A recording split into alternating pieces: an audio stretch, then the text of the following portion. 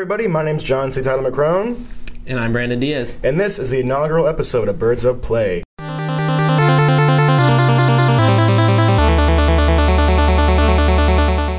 Hello again and welcome back. This is Birds of Play here in beautiful Jacksonville, Florida, the University of North Florida campus in the Spinnaker Studios. Just in case you're joining us the first time, which you are because this is the first episode, Birds of Play is basically just a video game tech talk show podcast. Happens bi-weekly. Every single bi-weekly Wednesday at 7 p.m. on Campus Channel 170 or on YouTube. What's the YouTube address again? YouTube.com/Spinnaker TV. /Spinnaker TV, so you can check us out on both those platforms, on both those dates. So just going right into it, Civilization 6, brand new Civ, coming out excited. October?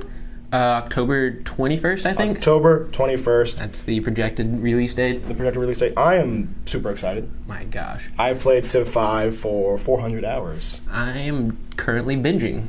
200 hours, like 250. Are you saying like 250 total or 250 like in the last 2 weeks?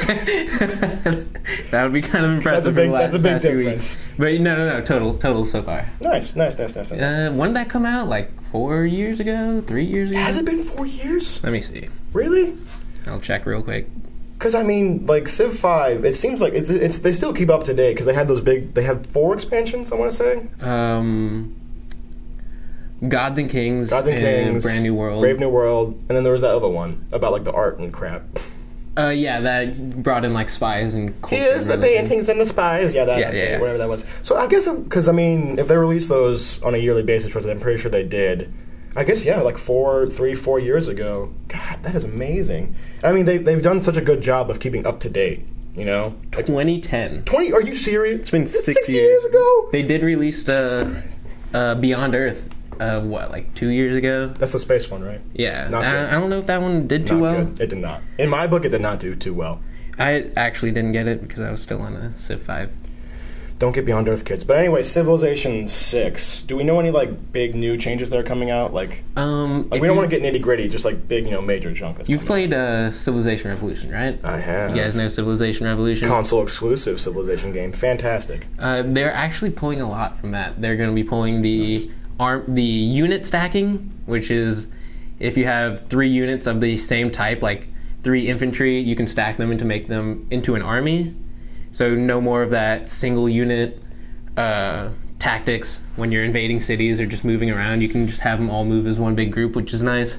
Another thing, the cities will be taking up more than 1 tile. Oh yeah, I heard about that because, on the Civilization 5, there's basically just like a tile view where you can like put 1 city or 1 unit. And in Civilization 5, you just have a city tile, which has all your units, all of your buildings. So dense. It just becomes a giant metropolis of people and sprites and little things. But now what they're doing is, if you have like 1 city tile next to the ocean, you can actually build like buildings and wonders kind of more inland. Yeah. To like maybe like protect them better or make a little bit more strategic. And your cities will housing, expand over multiple tiles. And they'll expand over multiple tiles. So actually, like when people invade you and stuff, it'll be a lot more tricky because you have to go through multiple avenues of So if you're like attacking the city proper and you don't take out the military depot first, you'll have units spawning in behind you. Anyway, moving on. Something I would have been excited about 2 years ago, the Payday 3. The trequel to Payday 2 and Payday the Heist was announced in a very, very strange way. And basically what Starbreeze did was they bought all everything that's involved with Payday, the franchise. They released the 100th update to Payday 2. Yep. And then they said that in that announcement, like the big main head of the announcement was, hey guys, microtransactions are gone forever. Like we don't want them anymore. They're gone. They're out. And then, strangely enough, in like the really middle of the article, it says, "Oh, and also we've begun developing on Payday 3, which won't have microtransactions and it'll be pretty good." And it was like I don't know if you've seen it's like a sentence, maybe. Really? Yeah, it's very, very small. Just kind of slipped it in. Just slip it in, like a heister would slip into a crowd of not heisters. Anyway, like, what do you think? Like, does that kind of forecast anything? Like, with the company, like, do you think they feel really confident about it? I feel like they're just trying to ease people into the idea of, like, they're a brand new company. They just want to get people used to them because they're just, like, all scarred by by the microtransaction disaster. Yeah. And even like with the people saying that, like, we're not going to have microtransactions, and also Payday 3 is coming out, the just Reddit community surrounding the game and like the Steam community surrounding the game are still just completely against it. Like one Redditor said kind of jokingly in the announcement thread, hey, I stabbed you guys in the back with a knife, but now I pulled it out, so we're good, right? It's like, that's kind of the feeling, like as a Payday 2 player in the past, that's kind of the way I felt when they added microtransactions in. Because the game already had a ton of DLC with it, which is like, random skins and crap like that. Mm-hmm. And then on top of that, they had microtransactions. It was just too much. I can see that. So now, like, I feel kind of overwhelming. It's kind of, you get kind of betrayed, you get a betraying feeling. But onto a lighter topic. Onto a bit of a lighter topic. Free games. Free games, as some of you may know, Xbox Live has Games for Gold, or Games with Gold. Games with Gold. Games with promotion Gold they've been doing for a really long time. Basically, you get a slew of free games plus a bunch of discounts on already existing titles. Like newer titles, you get pretty good discounts on. I'm sure you guys know about this. It's been going on for a while. You kids play the Xboxes, I know. Anyway, the June 2016 Games for Gold list has been announced. So basically, people will get full free Goat Simulator. You're a goat, and you jump around and you lick stuff. And I felt weird, man. I'm not a goat. It looked like a game that came out. A lot of people like it. A lot of people like it. I'm not going to knock you for that. A lot of people like it. And it's free now. You can get it if you never tried it. I'll probably, if I had an Xbox, I'd probably pick it up. You can fulfill your free dreams of becoming a goat. Moving on, also included with it, actually a $30 price, which is actually pretty good for free, is The Crew.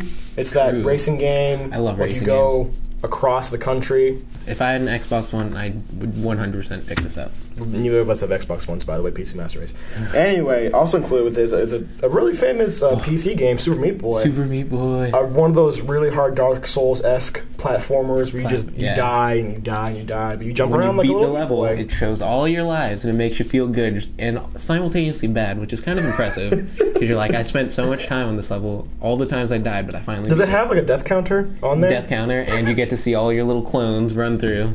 I love games that have a death counter because it just defeats you every time you win. It's like, it feels so good when you I didn't really do this with skill. It was just me throwing my head against this wall, and eventually I got it. You finally broke through. You finally broke through that wall, and you're a little dazed, you're a little confused, but you got through it. I love it. And onto the last title that's free this June. One of my favorite games of all time, XCOM: Enemy Unknown. Included with that is, what's the newest DLC called? Enemy Within. Enemy Within. Moving on, kind of into a little bit more depressing news again. A lot of depressing news this time. Yeah. What kind of game would you call Battleborn? I mean, it's like a first-person MOBA shooter, action adventure. It's all over the place. Well, whatever it is, it recently, on May 23rd to be precise, got a price drop from the $60 standpoint to $40. That's a pretty substantial major drop and for less than a month from less than a month, pretty short amount of time. But what's most interesting is that on the same day, or at least around the same day, Overwatch was released, and Overwatch has the Origins Edition, which comes with some skins and stuff for the regular $6 price point. Yeah. But at least on the PC, it has just a regular where it doesn't have those special features, and it's $40. Just standard edition. So I mean, what this is a sign to me is that Battleborn was saying, okay, we would look at the success of the Overwatch beta and all of that, and they're only charging $40. So if we can meet that price point, we can kind of compete with them a little bit, because a lot of people have been saying Overwatch, Battleborn, very, very similar games. I feel like it's kind of a betrayal as well, because the people that bought it right away had that $60 price point, and then 3 weeks later, the game gets dropped $20. And they don't get like a backlash, no refund or anything like that. No, really. As far as I know, it's just we dropped the game price. Yeah. And did the console get a price drop too? The console price? Yeah, across the board price drop. Well, to kind of segue into another first-person open world kind of MOBA-ish. I mean, I guess because you have friends there, so that's kind of massively locally online. It's also considered a battle arena. Yeah. Battle arena. You fight Mexican cartels. Cartels. Ghost Recon Wildlands got a new trailer. A lot of stunning graphics and really good quality stuff. Looks action. incredible. So, I mean, Ghost Recon Wildlands, did this trailer show anything? I didn't really notice anything new. It was just kind of look at the engine, look at the graphics. Yeah, it was essentially that. It's taking place in Bolivia. Oh, really? South America. Departure from the first GRAW games, Ghost Recon Advanced Warfighter, that took place in Mexico City. is. It kind of show like you can still be sneaky with it, but there's a ton of like ATVs and explosions. So many vehicles. APCs. Was there did I see paragliding or was it parachuting? It was parachuting. There was some kind of para in there. It was a para of sorts. Well, I mean that was cool. Going into kind of more of an announcement story, Cyberpunk 2077, which is Project Red's. Like that was CD Projekt Red, yeah. News we just did hear about it is bad news because it's not going to be at E3. It's so sad. The expected release time time frame for its release is going to be between sometime between now and 2021. So is it going to be Space Geralt? The Witcher in space. I hope that you hunt Cybermon. It's basically just Blade Runner. It's just Blade Runner. Oh my basically, gosh. The monsters are now androids. The guy in the trailer does have a helmet on. You're now Harrison Ford, and all you do is time to die. That's basically the whole game. Is every single mission ends with that line. Do androids dream of electric sheep? Well, moving on to another video game set in the future that's not coming out anytime soon. No Man's Sky. Yeah, this upset. Is this the first delay for No Man's Sky? Or is there, I feel like there's been multiple. I'll have to check up on that. But how far, do you know how far it's been pushed back?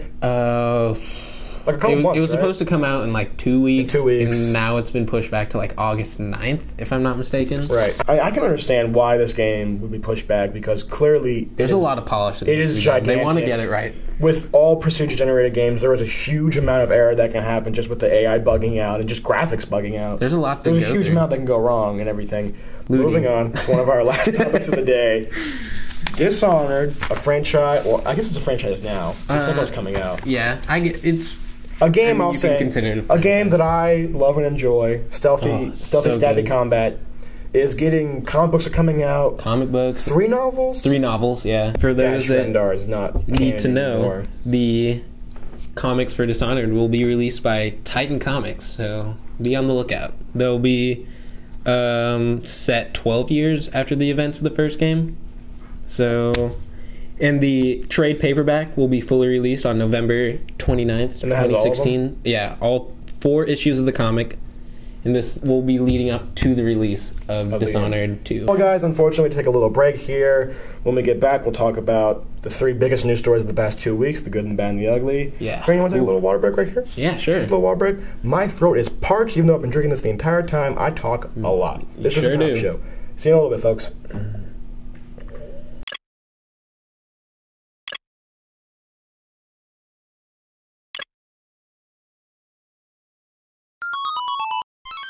You're watching Spinnaker Television. Oh, I saw you there, my camera. gosh. Hey. How you doing? That was not a good skit. I guess we're back now. Anyway, welcome back from the commercial break.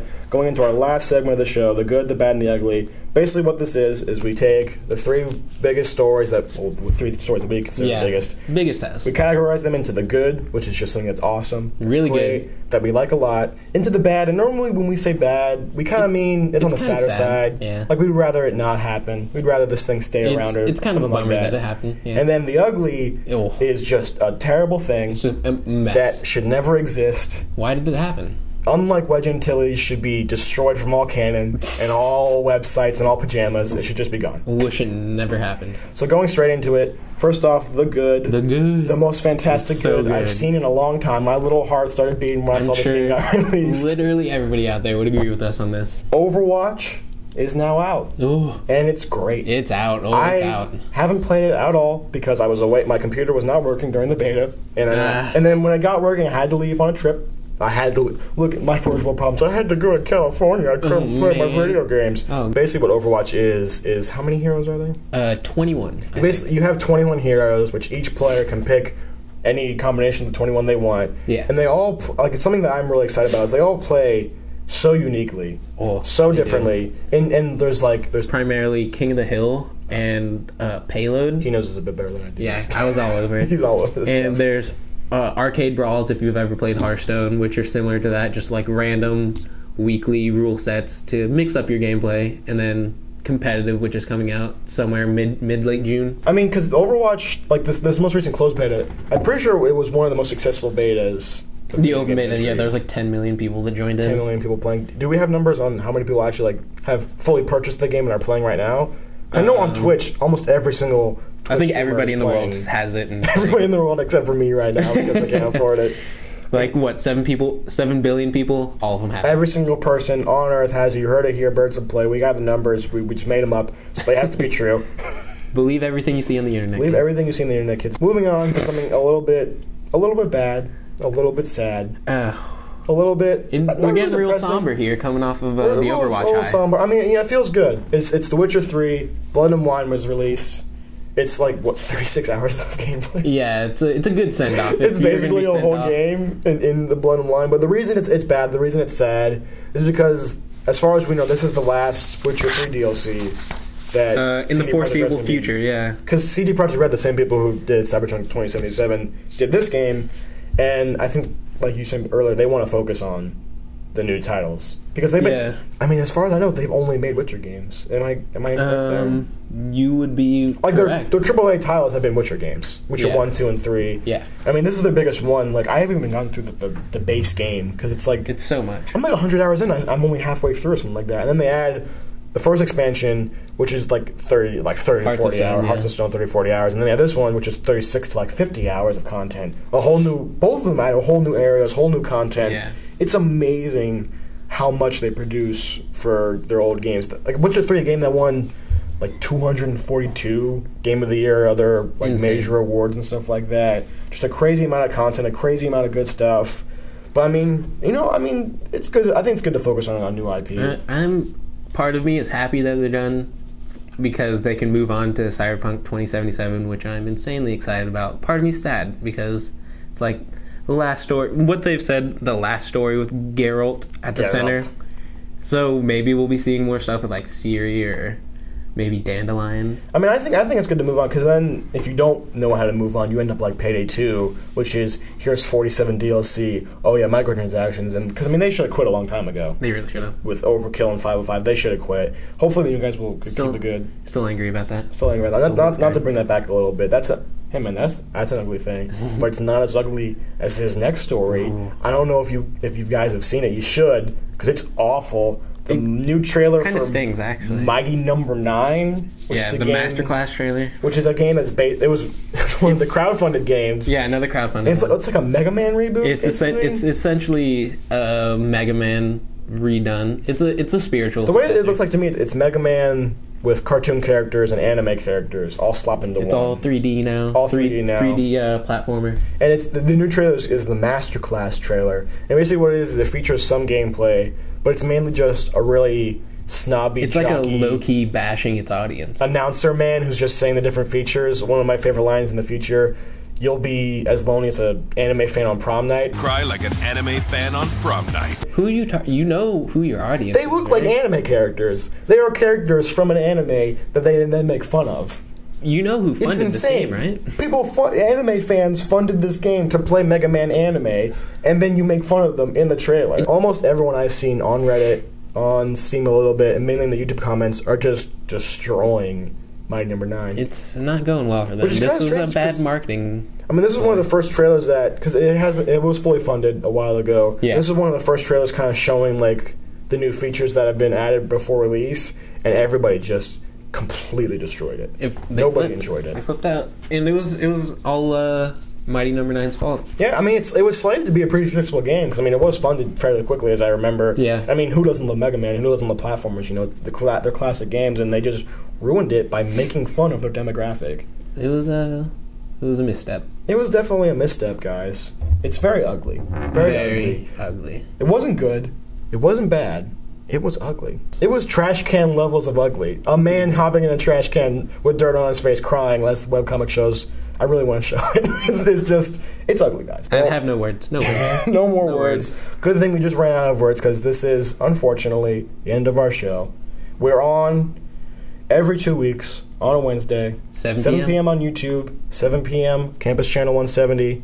Check us out. What's the YouTube address again? YouTube.com//Spinnaker TV. I cannot for the life of me ever remember that. Hopefully I will in 2 weeks. Signing off, I'm John Tyler McCrone. Brandon Diaz. We'll see you in 2 weeks, folks. Bye-bye. Bye.